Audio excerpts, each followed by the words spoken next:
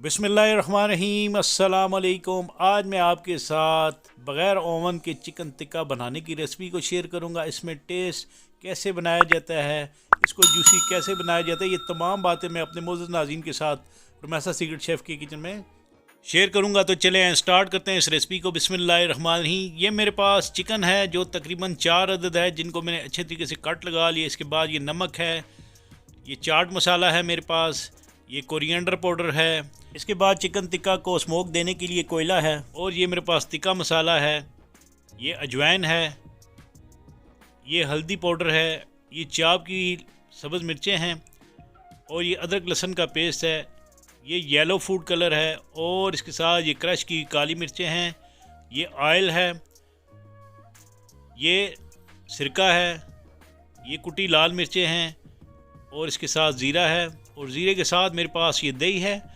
इन तमाम मसालों का इस्तेमाल करके मैं ज़बरदस्त और जूसी और रेस्टोरेंट स्टाइल जैसा चिकन टिक्का आपके लिए बनाऊंगा। तो सबसे पहले आपने एक बाउल लेना है। बाउल में आपने दही लेना है आधा कप के बराबर। आपने बाउल को अच्छे तरीके से साफ़ करना है। इसके बाद आपने इसके अंदर ये रोस्टेड ज़ीरा आधा खाने के चम्मच के बराबर डालना है।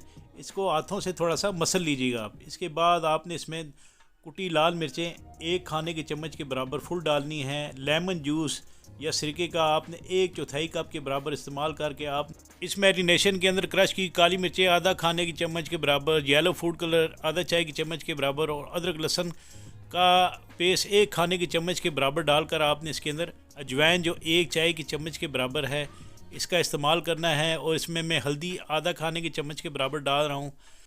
और मज़ीद स्पाइसी के लिए आपने इसमें हरी मिर्चें चाप की 1 खाने की चम्मच के बराबर डालकर आधा खाने की चम्मच के बराबर आपने इसमें नमक डालना है। और ये गरम मसाला 1 चाय की चम्मच के बराबर आपने इसमें डालकर आपने कोरिएंडर पाउडर सूखा धनिया 1 खाने की चम्मच के बराबर इसमें डालना है। इसके बाद ये टिक्का मसाला है 1 खाने की चम्मच के बराबर फुल आपने इसके अंदर डालना है। इसके बाद आपने इस मैरिनेशन को अच्छे तरीके से मिक्स कर लेना है। मिक्स करने के बाद आपने इसके अंदर तकरीबन 1/4 कप के बराबर ऑयल डाल लेना है। ऑयल डालने का मकसद ये है, जब आप इसमें चिकन डालेंगे तो ये मैरिनेशन जो है चिकन के साथ अच्छे तरीके से चिपक जाएगी।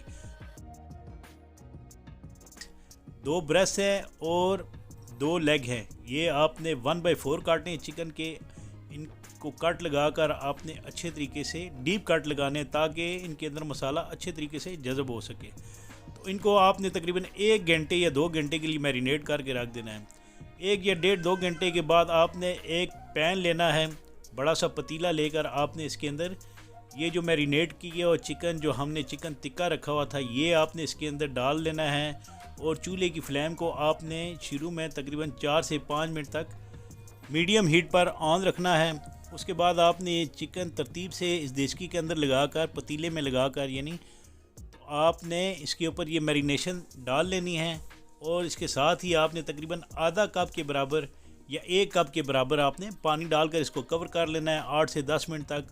फ्लेम को आपने तेज़ रखना है और 8 से 10 मिनट तक आपने इसको कवर करना है और इसको चेक करना है।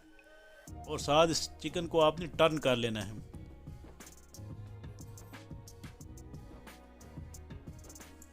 टर्न करने के बाद अब आपने मज़ीद चूल्हे की फ्लेम को ऑन कर लेना है।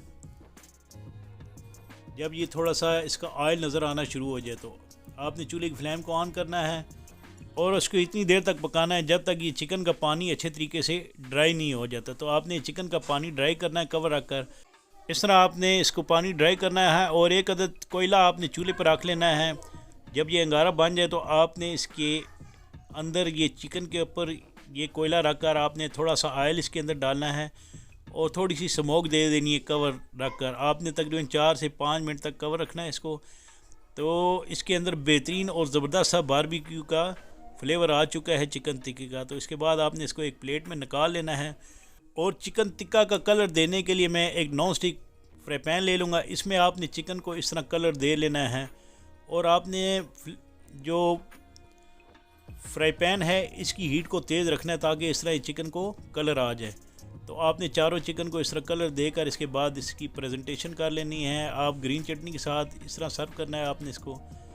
तो इंशाल्लाह मुझे उम्मीद है कि आपको मेरी ये बनाई गई चिकन टिक्का की मज़ेदार जूसी और ज़बरदस्त सी रेसिपी ज़रूर पसंद आएगी। इसके बारे में मुझे कमेंट्स बॉक्स पर कमेंट ज़रूर कीजिएगा, क्योंकि आपका कमेंट्स देना हमारे लिए हौसला अफजाई होता है।